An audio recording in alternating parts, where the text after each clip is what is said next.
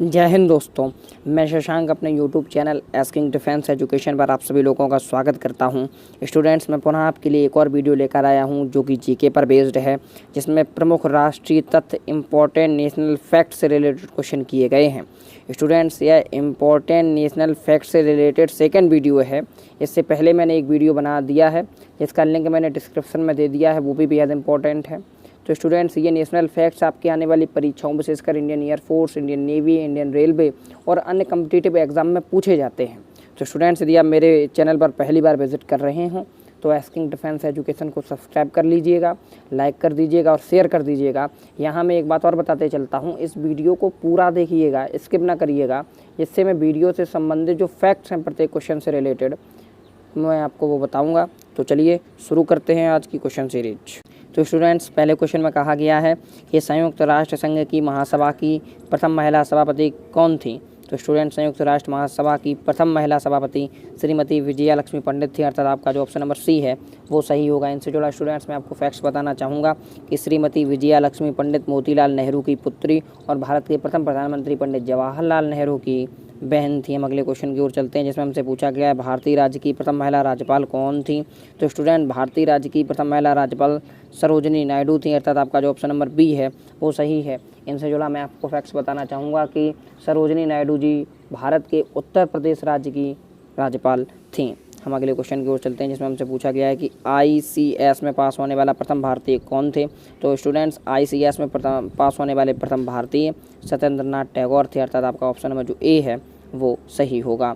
हम अगले क्वेश्चन की ओर चलते हैं कि भारत का अंतिम ब्रिटिश गवर्नर जनरल और प्रथम वायसराय कौन था। तो स्टूडेंट, भारत का अंतिम ब्रिटिश गवर्नर जनरल और प्रथम वायसराय वॉरेन हेस्टिंग्स था, अर्थात आपका जो नंबर ए है ऑप्शन नंबर वो ए सही होगा। हम अगले क्वेश्चन की ओर चलते हैं, जिसमें हमसे पूछा गया है कि फिक्की की प्रथम महिला अध्यक्षा कौन थी। तो स्टूडेंट, फिक्की की प्रथम महिला अध्यक्षा नैना लाल किदवई थी। तो स्टूडेंट्स, मैं आपको ऑप्शन जो सी है वो सही होगा। मैं इनसे जुड़ा आपको फैक्ट्स बताना चाहूँगा फिक्की से जुड़ा कि फिक्की का स्टूडेंट फुल फॉर्म क्या होता है। तो स्टूडेंट, फिक्की का फुल फॉर्म होता है federation of Indian chambers of commerce and industry. मैं पुनः दोहराई देता हूँ, federation of Indian chambers of commerce industry. Students, FICCI की स्थापना 1927 में हुई थी। तो आपका ऑप्शन नंबर जो सी है वो सही है। फिक्की से जुड़ा रिलेटेड मैंने आपको फैक्ट्स भी बता दिए हैं। मैं अगले क्वेश्चन की ओर चलता हूं, जिसमें कहा गया है कि भारत की प्रथम औद्योगिक नीति कब घोषित की गई। तो स्टूडेंट्स, ये बेहद इंपॉर्टेंट क्वेश्चन है परीक्षा के दृष्टिकोण से। भारत की प्रथम औद्योगिक नीति 6 अप्रैल 1948 को घोषित की गई थी, अर्थात आपका जो ऑप्शन नंबर ए है वो सही होगा। हम अगले क्वेश्चन की ओर चलते हैं, जिसमें हमसे पूछा गया है कि भारत की प्रथम रेल कब चलाई गई थी।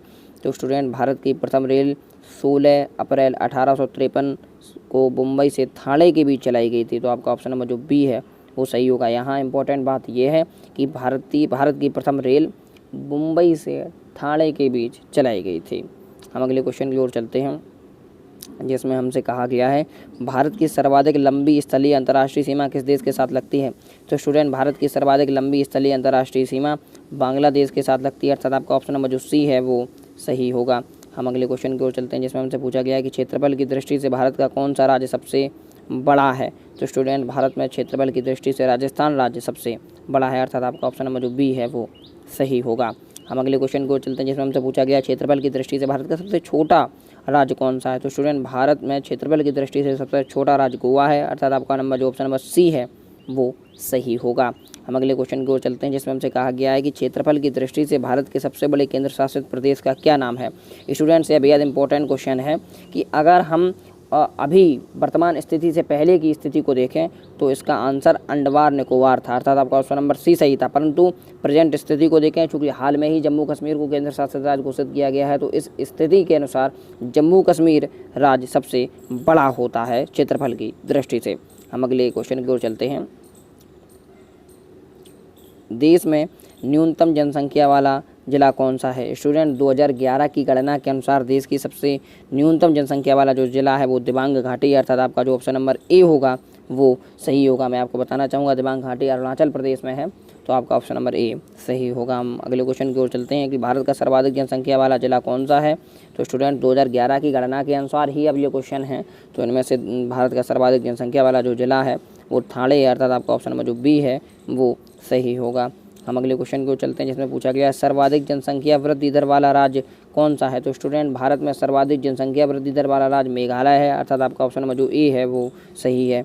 स्टूडेंट्स मैं यहाँ आपको क्लियर कर देना चाहता हूँ, ये सभी क्वेश्चन 2011 की गणना के अनुसार जब कराई गई थी भारत सरकार के द्वारा उसके अनुसार हैं, और अभी तक उसके बाद ऐसा गणना दोबारा नहीं हुई है। तो 2011 के अनुसार ही इनके आंसर दिए गए हैं।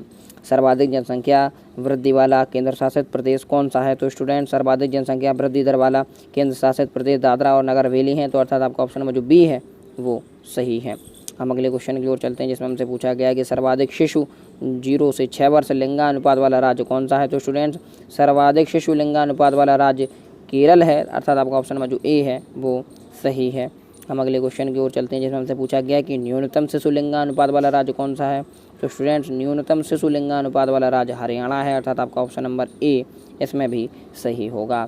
हम अगले क्वेश्चन की ओर चलते हैं जिसमें हमसे पूछा गया है सर्वाधिक जनसंख्या घनत्व वाला राज्य कौन सा है? तो स्टूडेंट सर्वाधिक जनसंख्या घनत्व वाले जब राज्य की बात की जाती है तो वो उसका आंसर बिहार होता है, अर्थात आपका ऑप्शन नंबर जो ए है वो सही होगा। हम अगले क्वेश्चन की ओर चलते हैं जिसमें हमसे पूछा है न्यूनतम जनसंख्या घनत्व वाला राज्य कौन सा है? तो स्टूडेंट न्यूनतम जनसंख्या घनत्व वाला जो राज्य है वो आपका अरुणाचल प्रदेश है, अर्थात आपका ऑप्शन नंबर जो डी है वो सही होगा।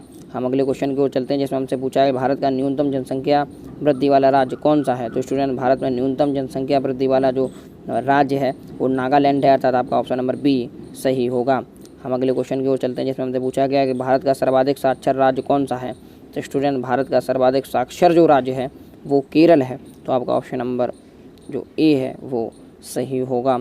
हम अगले क्वेश्चन की ओर चलते हैं कि भारत का न्यूनतम साक्षरता दर वाला राज्य कौन सा है? तो स्टूडेंट भारत का न्यूनतम साक्षरता दर वाला जो राज्य है वो बिहार है, और ये सब गणनाएं जो की गई थी ये 2011 के अनुसार की गई हैं। हम अगले क्वेश्चन की ओर चलते हैं क्योंकि उसके 2011 के बाद अभी भी केंद्र सरकार के द्वारा ये गणना नहीं कराई गई हैं, तो जो भी व्यवहारिक आंसर हैं वो 2011 के अनुसार ही दिए गए हैं। सर्वाधिक साक्षरता और वही सही भी हैं अभी, अगर वैज्ञानिक दृष्टि से या फिर परीक्षा के दृष्टिकोण से देखा जाए तो जो 2011 की हैं वही सही हैं। सर्वाधिक साक्षरता दर वाला केंद्र शासित प्रदेश कौन सा है? तो स्टूडेंट सर्वाधिक साक्षरता दर वाला जो केंद्र शासित प्रदेश है वो लक्षद्वीप है। मैं आपको यहाँ ऑप्शन नंबर ए सही है। मैं आपको यहाँ एक इम्पोर्टेंट बात बताना चाहूँगा कि जब 2011 में ये गणनाएँ हुई थी तो नंबर 1 केरल था लगभग 93% के साथ साक्षरता में, और लक्षद्वीप उसकी जस्ट बाद था, बहुत कम बारीकी अंतर था 92% के साथ, और ये उस लिहाज से दूसरे स्थान पर आता था। तो स्टूडेंट्स इस क्वेश्चन सीरीज में मैंने इंपॉर्टेंट क्वेश्चन लिए हैं और आपको बिल्कुल क्लैरिफाई करके आंसर दिए गए हैं, तो आप इस पूरी क्वेश्चन सीरीज का अध्ययन करिएगा।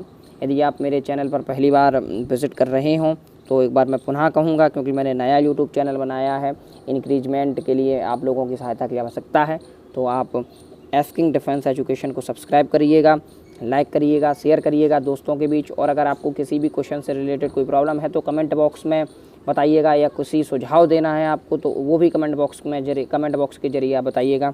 आपने पूरा वीडियो देखा, इसके लिए सहृदय धन्यवाद।